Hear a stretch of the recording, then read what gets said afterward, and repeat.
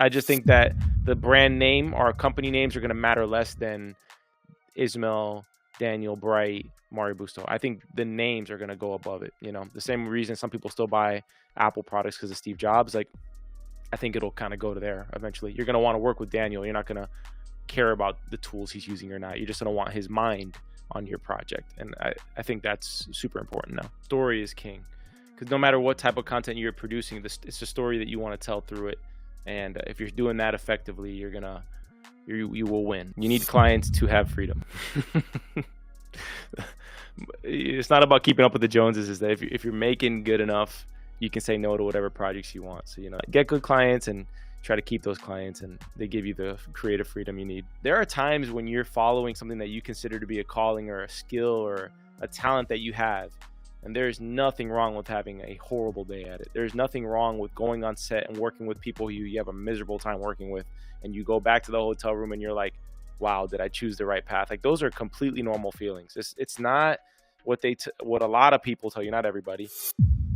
Mario, welcome to the podcast, bro. I appreciate it. I appreciate you guys. I'm honored to be on the UnContrad pod. I feel like this is like the rite of passage for anybody who's coming up on Contra for sure. And by the way, you guys do terrific work as well. I know I'm like in the minority in Contra that I'm not a designer, a designer extraordinaire like you two, but thanks for welcoming me, guys. Thank you. Thank you. We really appreciate it. We love to see your portfolio and the visual that you have. And honestly, when you do some video, you have a competitive advantage versus other people that they do coding. Sometimes some skills, copywriting, coding, they have to translate. But in my opinion, when you have a portfolio with video, it just make it easier. It's just about to shop and show the best. Yeah, yeah, no, definitely. Somebody told me that. I was talking to my friend recently, and he said, what's nice about what you do is that when you're finished with it, like you're ready to showcase it. Like, you can just showcase the final product, whereas someone else has to kind of like prep it up and get it packaged for showcasing it a bit. You've built a name for yourself mixing films, editing, and brand storytelling. I would say, at what point did you realize this is not just freelancing anymore for you? This is actually building your own brand, Mhm. which I think is one step above just normal freelancing. Mhm.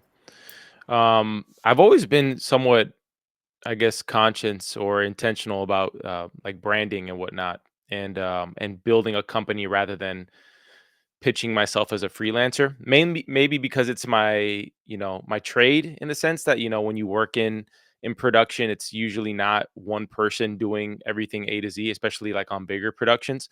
So I always found that there was a danger in specifically in film production of saying, "Oh, I'm a freelancer," because sometimes you'll get like uneducated clients who are not familiar with the field, and they will say like, "Oh, can you do this? Can you shoot? Can you edit? Can you color? Can you sound mix? Can you do animation?" And it's like, it's not a one size fits all. So I try to, one of the things early on, like when I was first starting off, like when I was in my teens, in this, was like trying to do everything. And what I realized after was, you do have to hone in on what are your strengths and what are the things that you like and love doing in it, and then just focus on those few and then build out around it. But from the very beginning, I kind of really just went with a company name, albeit it wasn't very creative. It was like Mario Busto Creative Agency or something like that.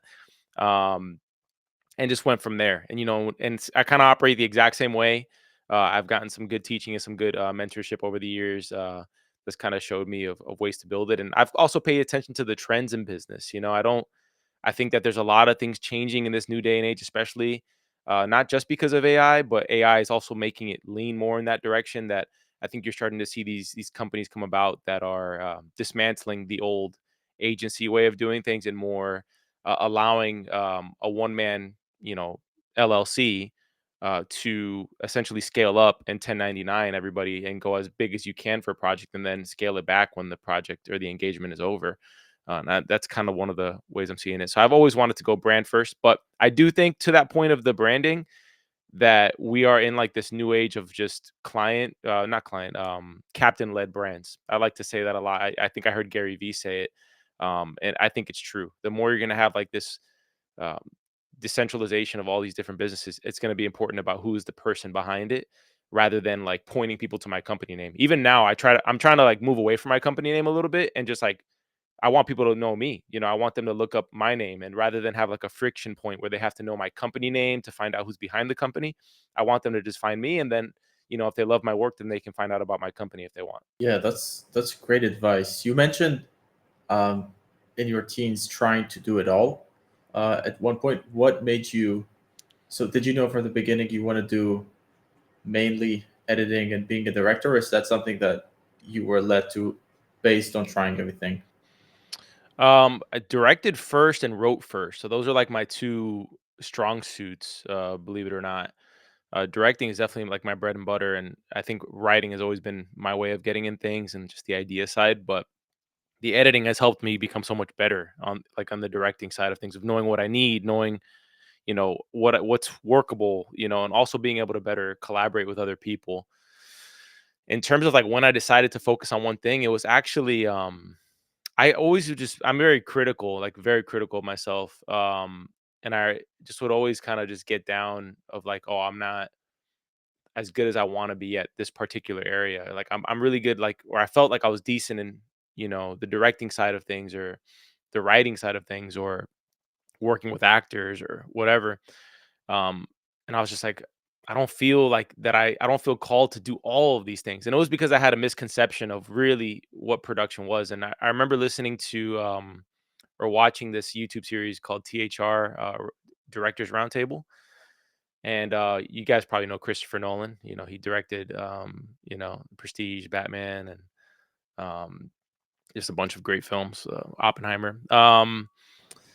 And he mentioned something along the lines of, he gave like the perfect explanation of what a director is. And I think people have a misconception who don't know about film. They think that director is the guy holding the camera. They think he's the guy, editing the film. They think everything for that's usually what you run into in the world, is when you're talking to people. And yeah, on smaller productions that may be the case, and maybe somebody operates their business like that. But what he said essentially was, a director's a composer. He knows enough about each of the instruments in their row, but he's not good enough at any single one of those instruments to be a soloist, to be a violinist, to that. No, but he knows how the violin works together with the piano and works together with the trumpet and all the different instruments to come together for one composition. And so he guides everything together. And that resonated with me heavily, because I also find that to be my strongest suit. Um, and from there, I was like, if Christopher Nolan is saying that, then I'm okay being like, all right, I'm gonna focus on the things that I enjoy doing, or the things that I'm good at, and just try to get good at those, and let the experts in the other areas do their thing. That start as a freelancer, but as you move forward in organizations, I'm always very advocate that you need to know what you're hiring for someone, right? If you're Mhm. hiring someone for a project, you need to know that thing that they're about to know. How you know quality, how you can test quality if you don't know how quality looks like, right? Especially in the video editing, I think that's crucial. And Mario, your story is amazing, brother. You have a top profile, a contract, amazing earnings, testimonial reviews. Your portfolio is very impressive and it's very visual. What would you say is separates someone starting out at Contra from some of the top talents that they are thriving, they are getting inbounds, they are using the platform at the fullest? What do you think separates beginners from masters at the platform? Yeah. Thank you, Ismail. My earnings should be higher. That's an off call thing. They should be I should be like a top tenner in earnings, but I was a very early adopter of Contra. So there's some stuff there. But in terms of like clients early on and whatnot, but I'm very grateful for the compared to all the other platforms, man, the Indeeds, the Upworks, and those that, like, I don't even bother with those. Like before Contra, I really didn't even bother with any other. I guess I don't even know what to call Contra at this point, because it's like now like a creative community that also leads to a job platform or job board. But it's the most organic one, the only one that I've ever used that actually seems to authentically care about the user and the people who are using it. I don't know about you guys. I'm sure you've made a profile on Indeed or Upwork. I'm sure you guys have one or something like that. Fiverr, I don't know if I bothered. When I started seeing people like charging $35 for like a video, I was like, I can't compete with that. I live in Miami. I can't, I'd be living under the bridge if I had to charge $35 a video. But when I started to see like Contra was different, I think I got on the platform like 2023. Um, that their algo, whatever they were doing, their targeted content strategy on IG was just popping up in my feed all the time. And I just decided like I think it was like one weekend, I just really calibrated my profile on there, right? Now, granted, at that point, that's 2023. I had already been in business for full time for 4+ years. So I had a good portfolio, at least a steady portfolio to start with on Contra. And I was an early user. So I won't like, I won't lie. I was an early user to Contra, so I have an advantage of being an early user. Also, my work, like my portfolio looks good. So that's the other advantage of being an early user and the portfolio looks good. And that's what I think the key differentiation is because I see some people who want like these microwave results. Like I don't remember who it was, but I saw like a interaction going on X, and some guy was like, I spent one day on Contra and I didn't get any leads, and I'm done. The platform sucks. It's the worst thing in the world. I was like, dude, you're on there for a day. Like, what the hell? What fairyland do you live in that you're gonna do work for a day and that you're just gonna get things dropped in your lap? Um, so to that person who may need more of an encouragement and maybe not an excuse to quit, you got to stick at it and mainly focus on your work. I will say that like you guys have fantastic work, and that's the reason you guys do well on the platform. If your work is not good, you're not going to get leads on Contra. So the first and foremost is, find your barometer. If your work is not, you do have to be critical of yourself. So you find your barometer. Like if you're in the design world, like look at Daniel's work. Like if your stuff is not up to par with Daniel or close to getting there, then how are you going to compete in that area? So first and foremost, you got to like double down and get good at what you do. If you don't have clients, make spec pieces that look good. Some people don't have work with Nike, but they'll make a fake Nike commercial. Casey Neistat did that on YouTube. That was one of the first things that he got known for. Is he made I think he made a spec ad for Nike, and Nike wasn't his client yet at that point. So, do the work that you want to do, and not say like you're waiting for it. And for me, I had a few projects that were like staples for me, specifically a campaign, two campaigns, one that I directed for Puma and another one that I directed for Wilson. And so like I knew I had like a few staple pieces that were gonna help set me apart. And those like I didn't cut corners on those projects because of what Daniel mentioned earlier. Like when did you notice that you needed to build a brand and not be a freelancer or think about it in that way? When I was doing that project, like we could have cut corners and just shot on like lower budget cameras, but I was like, no, let's use Aries. Because I was like, I'm gonna make this look as sick as possible. I'm gonna hire a colorist. I'm not gonna have an editor do the color. I'm gonna hire like a professional, works for a color house type colorist, and it's gonna look like $1 million because it could have cost $1 million. Um, and I thought about that project from the beginning as being like a stable piece, and then Contra came along, and I was like, oh, this is a great place to showcase this. Um, and that's what it was. So for people who want to crush it on there, it's patience. Your quality of work has to increase. I think the community is giving an incredible opportunity to people right now to connect with other creatives and other people on Contra to make there's collaborator aspects now on Contra. So if let's say I'm doing work and I need to hire someone out, like it could come from Contra. So getting in the right circles there, and then these competitions that are happening right now, even if you don't win, they're exposure areas. I don't know. I'm like a noob when it comes to the design world, but I forget who the judges were, but I think his name was like Solier or something like that, or Soloy. He had a interesting name. He immediately saw one of Yeah, so like, the winners of that competition. He's like, "I'm gonna hit you up for work." I think it wasn't the guy who won the grand prize, but I think he won like 10K. Um, and granted, it's tough to win that 10K, right? But nonetheless, that's an opportunity. That guy's probably gonna have an anchor client there for quite a bit if that turns out for him. So, and you guys have been on for how long have you guys been on Contra as users? 15 months on my case. 15 months. Daniel, have you been early as well? about a year, to be honest. Yeah. At the end of on November 28th, I'm gonna have my pro subscription birthday. Okay, nice. Oh yeah, I Yeah, think my subscription birthday is around the corner, I think.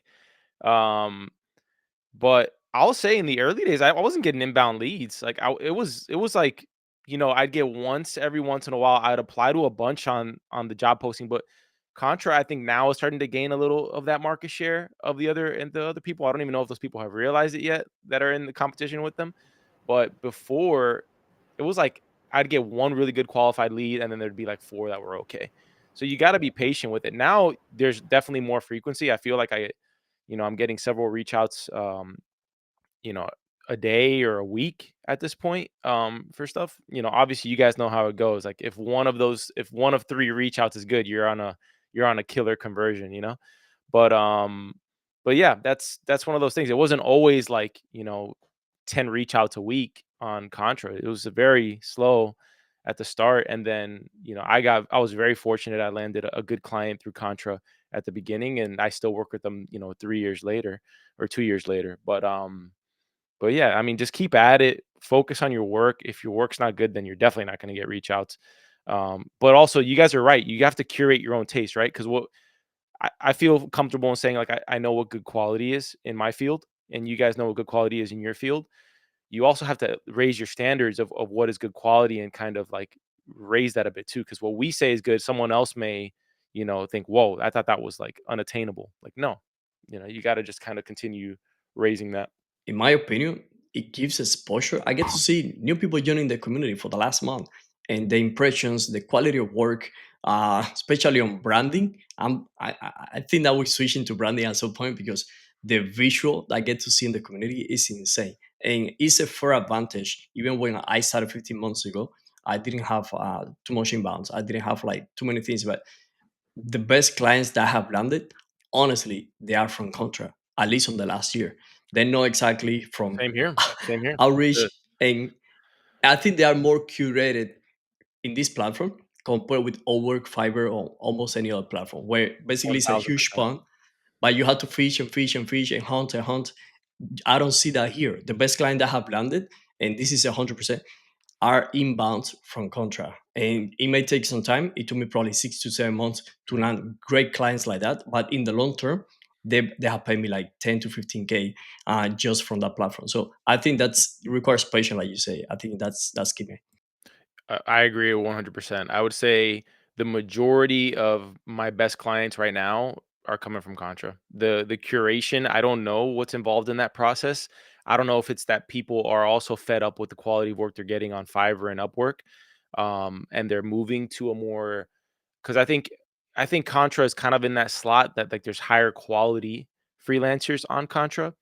Um, and I think that it's twofold. We're sick and tired of the crappy leads you get from Indeed, that it's just like a blanket memo being sent out. You apply to it, you never hear back most of the time on anything, whether you're not selected or not. And Contra just has just a tremendous curation. My favorite is when people message me. That's like the easiest thing of all time. If people message you with an opportunity, it's just it's the greatest thing, and you can qualify it yourself within a couple of questions.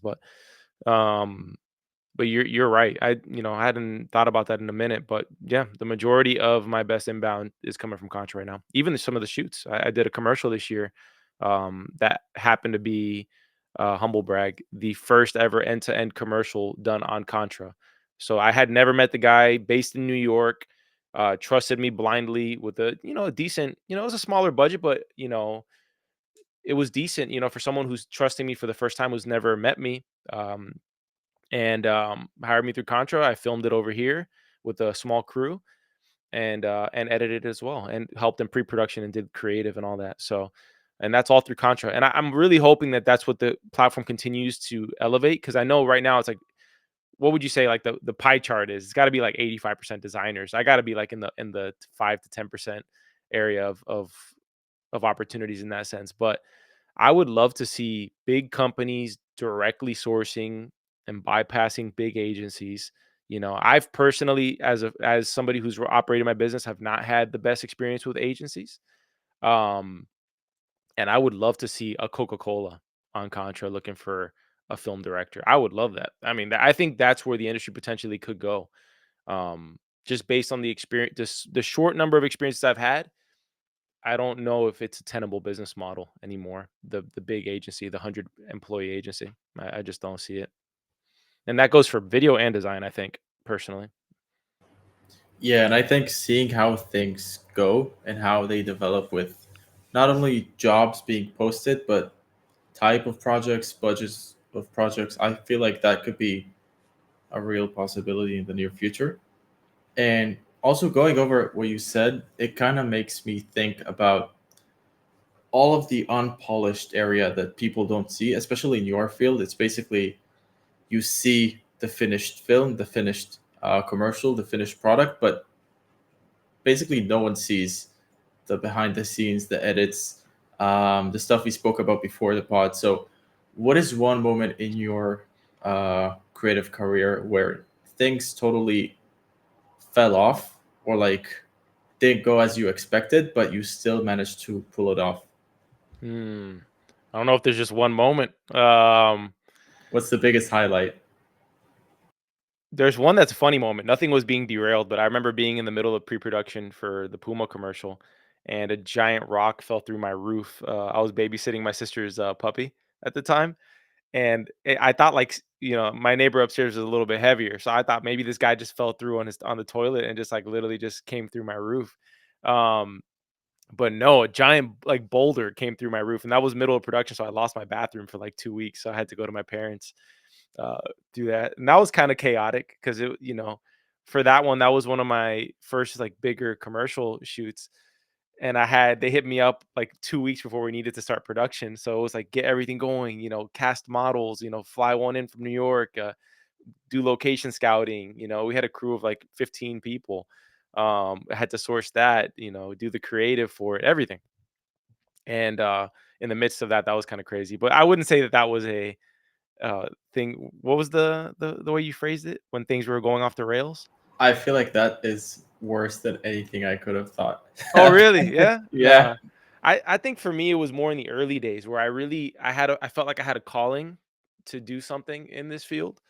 Um, and I just didn't know how to proceed. I don't know anybody in this industry for the most part. I don't have any mentors in my industry, so everything's been, self-taught along the way, or just gleaned through things that I found, but mainly through experience of working. And I remember being in college and not I didn't get into film school. I tried. I just didn't first I didn't realize coming out of high school that you needed to apply to film school before you left high school.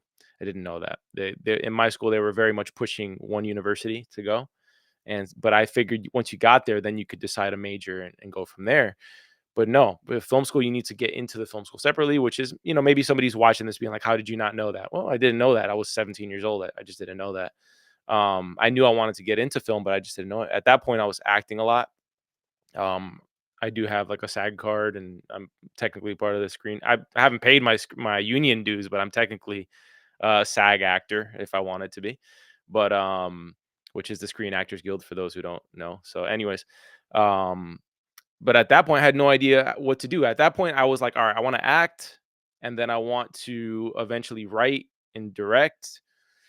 I just didn't know how to get there. So I was, going to school, and I was going to a really good school that, had a very good business school. And I was like, you know what, while I'm here, it just kind of dawned on me. I had started doing like a bunch of comedy skits when I was in high school, and it never really dawned on me to start my own business, even though my dad is a business owner of like 40 something years.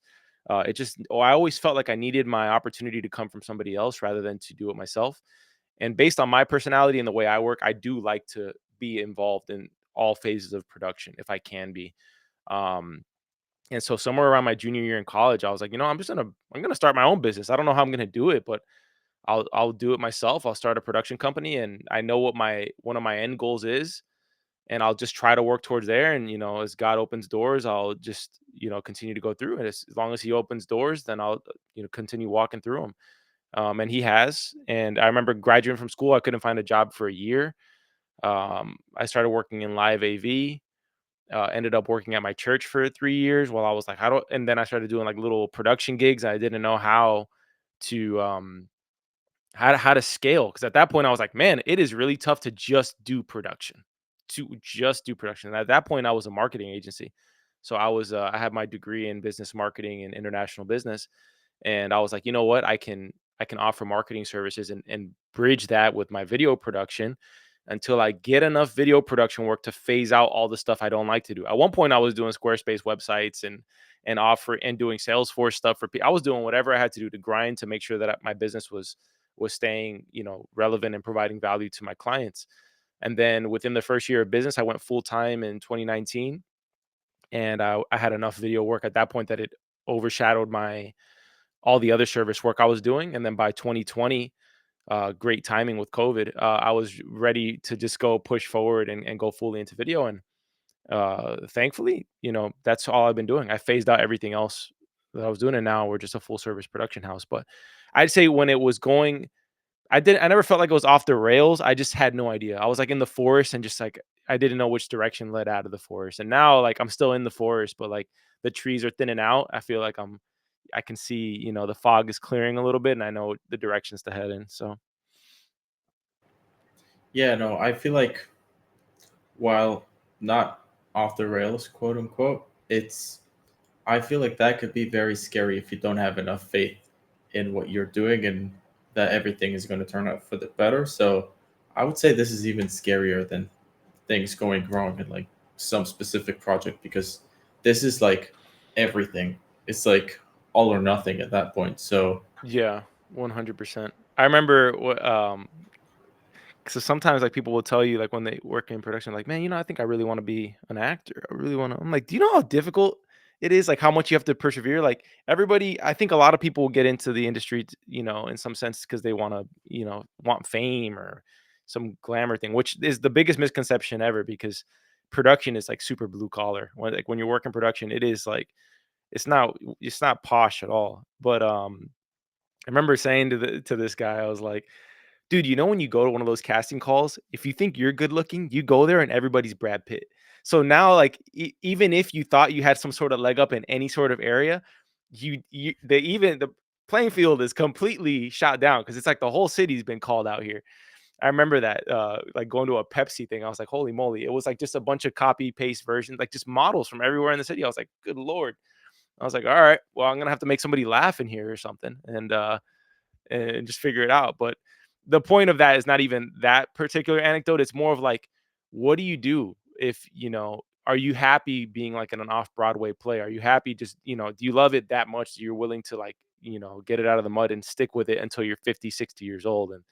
And that's kind of like something you have to determine, is this enough of a passion for you to go through the lows and the highs? And because it's just not all highs, you guys know that. So it's a grind, especially when you're running your own business.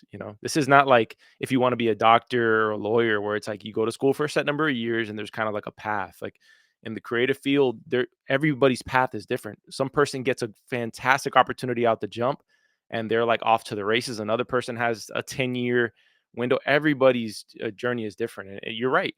It is a scary thing to put, one step in front of the other, but I think it grows you and makes you more resilient. And then if you stick with it and you persevered, you knew that was like the right path for you. You try as many things as possible because you may think like you're setting out to do something that you really want to do, and then you do it and you hate it. And you're like, I don't want to do that anymore. Um, but in terms of like, pushing through it, yeah, I think everybody's in some sense faking it, to a certain degree until they make it, or believe it until you achieve it, whatever phrase you want to use there. But I think we're all figuring it out just in different parts of the journey. So someone might be up here, someone might be a little bit down here, and then someone's all the way up here. You know, and that's pretty much it. But I also think that like making sure that your whole identity is not wrapped up in what you do for your career is important. And I think that's something that one can get caught up in, is being like, I am a filmmaker, or I am a designer. And it's like, no, that's not firstly what you are. That is, what you do.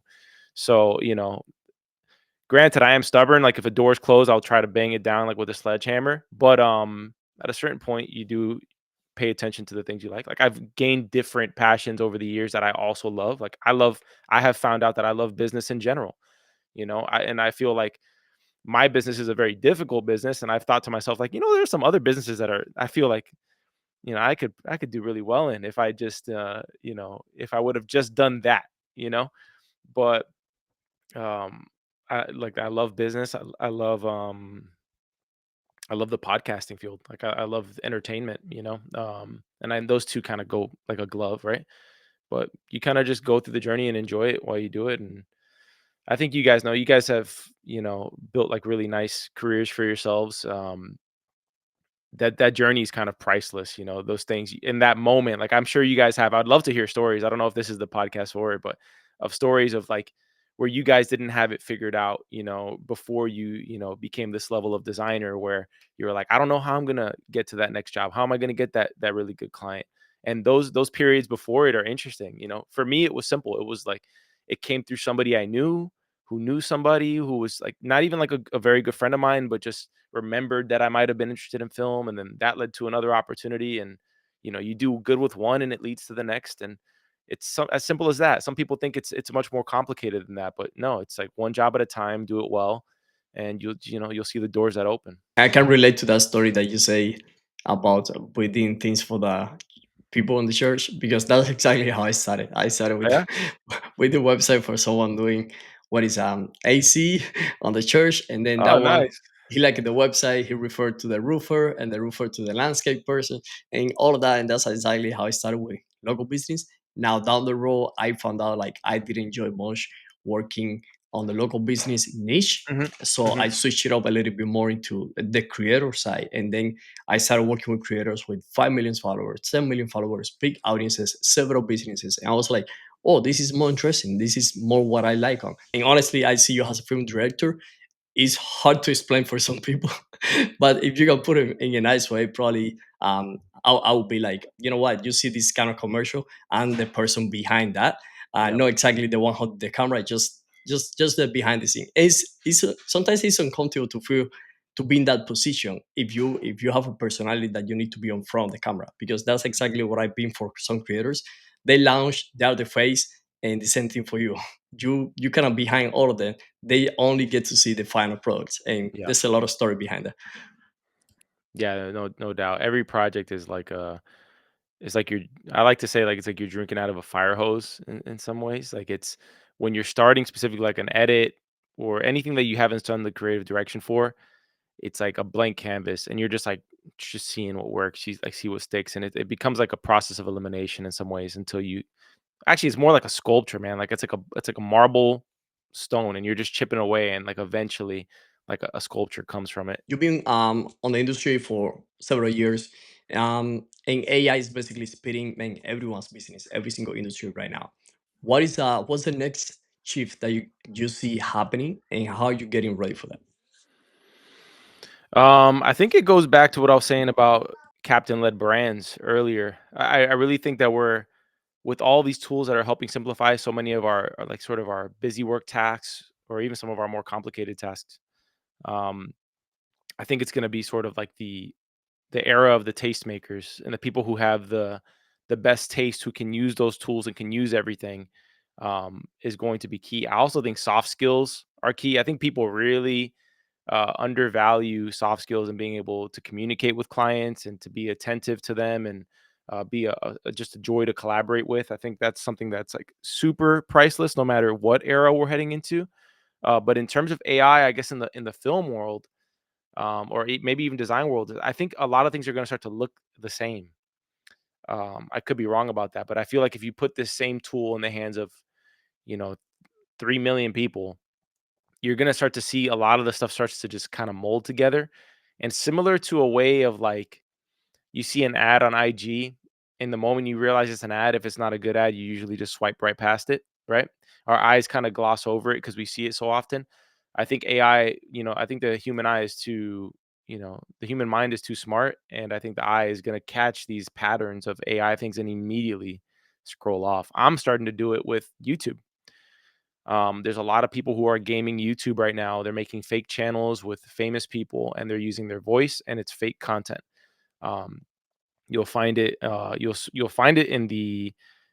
You look up C.S. Lewis, look up C.S. Spurgeon on YouTube. Who are if they're delivering a sermon or something like that, you're gonna be like, it's not necessarily not something that they wouldn't have said, but they didn't say this, and so it's like drawing this fine line. And I think we are going. It's a very incredible tool, but in terms of IP and copyright stuff, it's going to need to be regulated in some ways. I'm not concerning myself too much with that because it doesn't. I have no control over if it gets regulated or not. But what I do think is you have to. For me, I don't want to compete in the ground with the people using the same tools. I want to be able to be like the luxury item in some sense. So like, the same way people won't buy, a cheap pair of jeans, but they want to buy like a really nice pair of Levi's, or they want a vinyl record or something like that. I think there's always going to be a place for that.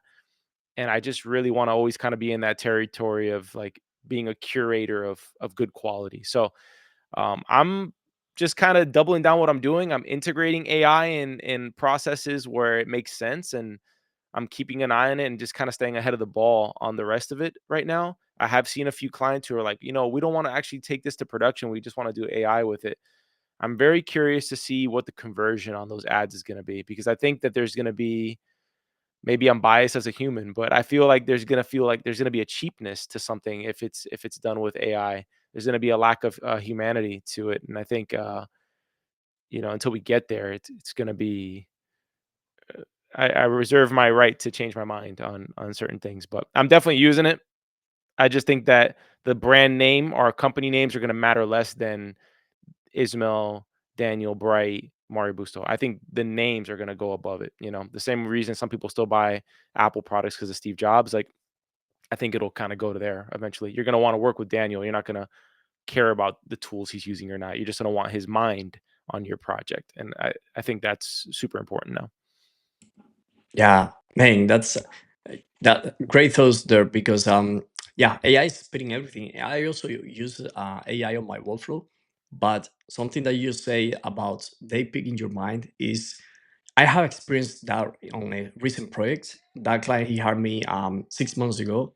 They Mm, did great money on about 6 weeks launch. And for this project right now, they say, hey, you know what? We don't want to hire you as a contractor again. We want to pick your mind. We want you to partner with us. And that was insane. Not because of my branding, not because of my agency, but because of me, the expertise, the person behind the brand. And that was insane. And in terms of AI, um it's crazy how it's working right now and how everyone's if you look at across social media, Mario, you get to see guys that the biggest hack is how to do XYZ with ChatGPT or mhm. with this X platform, and everyone want to get the latest hack and the latest automations and how to save time and save money. But at the end of the day, something I saw recently that resonates a lot with me is the we about to see a platform in the next 3 to 5 years that is going to prioritize human content only and not to penalize AI, but just to curate and maybe have AI to curate human only content. I think that's going to become very authentic, and some Yeah. people will stick really with that and be like, you know what, this platform guarantee for me that I'm not going to consume whatever they throw away with Sora 2.0 or anything like that. And Yeah. that's exactly what we're getting to see. People just making videos in 2 seconds with AI, uploading social media, craziness, scream, Yeah. all kind of stuff, and that goes viral. Yeah, the reality, in my opinion, is fading out as we get to see into more curated and more human-centric content compared with AI. And I really use different platforms, but I'm saying that behind of my experience, what I get to see right now too. That would be good for all of us, right? But if it goes in that, I think it will generally go in that direction in some ways. We are in control, as a society of the way things go in some ways. Um, another shift I'm seeing is, think about back in the day before the internet existed. Like, your options were limited. If you wanted to buy clothes, you had to get them from the stores for the most part near you, unless you, I guess, called somebody and had them ship it to you, right? But there was no Amazon 2-day shipping. You know, I think now, at least from a content perspective, people expect every company that they go to have content to be put together from every aspect, and I do see a shift happening there as well, where I feel like these companies are going to essentially become their own media networks in some way, where they're going to sponsor their own, like, they're gonna have their main business of what they do, but they're gonna also be building their brand and their values of their brand through the content that they produce, whether it's high quality content that they produce or kind of low budget content on socials, whatever it may be. But I think you're starting to see it with brands that are literally, coming up with not necessarily like, oh, the making of how we make our product. It's no, it's a show about the culinary field and like the cuisine of a certain area, and it's sponsored by you know, ABC company, whatever it is. Uh, and I think we're heading in that direction where people expect it now, It's not like a nice to have. It's an expected thing. So I think it puts us as creatives and creators who are listening to this in a really good position to provide that service for those people. Yeah, that's so true. And I get to see across social media too. I get to see how some brands, very small brands, but putting high quality content out there, they are killing it, and they're getting a lot of not only engagements and views, but they are owning a space on the internet, and that's insane. Just purely based on content. Doesn't matter what country they are from. It doesn't matter what kind of services they offer. Their content is getting king on whatever channel they're using, and I think that's a very for advantage that everyone has right now, especially on social media space. When you understand the game on any platform and you push forward with content, I think people connect with you, connect with the person behind. And strongly believe that whatever you launch to that audience, that it has a small circle engaging every single day with your audience, that's the best you can, the best real estate that you can own online. A very curated audience is really um, following your content, but also engaging with your content. But content is still king, even in the AI world. Even when Yeah. AI is used for content, um, man, I think that's the best. And try to push content as I can in between projects, but I really understand as I work with creators that is the attention, and the attention nowadays is money. I think, to add to it, I think story is king, because no matter what type of content you're producing, it's a story that you want to tell through it, and if you're doing that effectively, you will win.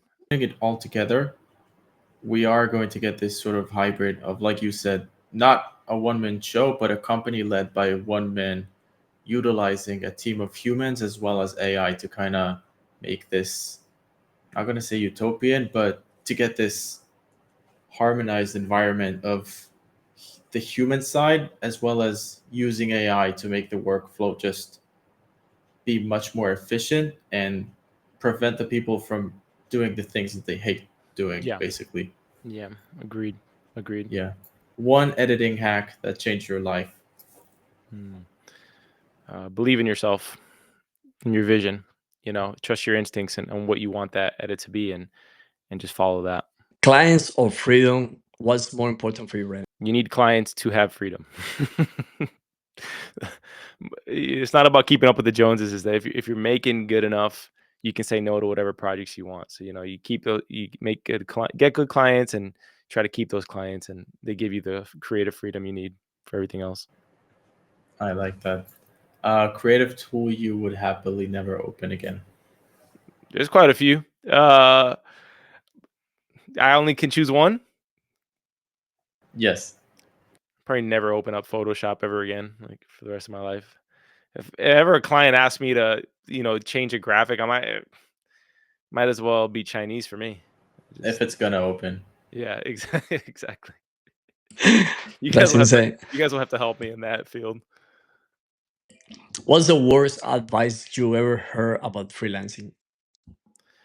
Um, I mentioned this to you guys privately, but it was N if do what you love and you'll never work a day in your life, I think has gotta be one of the biggest BS things. I never necessarily listened to it back, when I chose this path, but there are times when you're following something that you consider to be a calling or a skill or a talent that you have, and there's nothing wrong with having a horrible day at it. There's nothing wrong with going on set and working with people who you have a miserable time working with, and you go back to the hotel room and you're like, wow, did I choose the right path? Like those are completely normal feelings. It's not what a lot of people tell you, not everybody, that every day is going to be a dream. Now, granted, if the question is, would you rather have those bad days doing what you love to do or doing something that you don't want to do?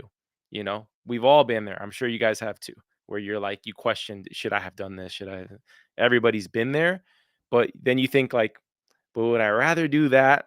Nah, Nah, I'd take those days here any day of the week. And the good days, I will say, the good days definitely outweigh the negative ones. You just got to keep pushing and realize that, I love a quote that Mike Tyson said, man. It was um, discipline is doing what you hate to do like you love it. And there are some aspects of what you're going to be doing that you don't like to do, and you got to do it anyways and just push through it. I love that. Finish the line. The freelancer who wins in 2026 will. the captain of their brand. I'll end it on what I feel is going to be the future and the present. Thank you so much for being on this call with us, for spending your time with us. Uh, where can people find you? What are you up to next? If you want to share anything with the viewers, Thank uh, you. Thank you. your stage Uh, is yours. No, thank you guys. I'm honored to have been on your show, and I'm super glad. I mean, Contra brought us together to meet each other, so grateful for the relationships and the friendships that have been made there. You can find me on Contra, Mario Busto. Follow me on the community. You can also follow me on socials at Mario Busto. I'm probably most active on Instagram in terms of my socials, and then my company name is 1992films.com. And yeah, that's pretty much it. But if you go to my Contra, you'll find all my other places to connect with me. Brother, thanks a lot for joining us. Yes, it's been amazing to get to know you. I used to not be building to be a captain led brand necessarily. I wanted the company name to be first and my name to come secondary for the company to be bigger than that. But I just don't think that's the direction that things are going at the moment. But thank you guys, honored, and yeah, best of luck to you both. I'm sure we'll talk soon.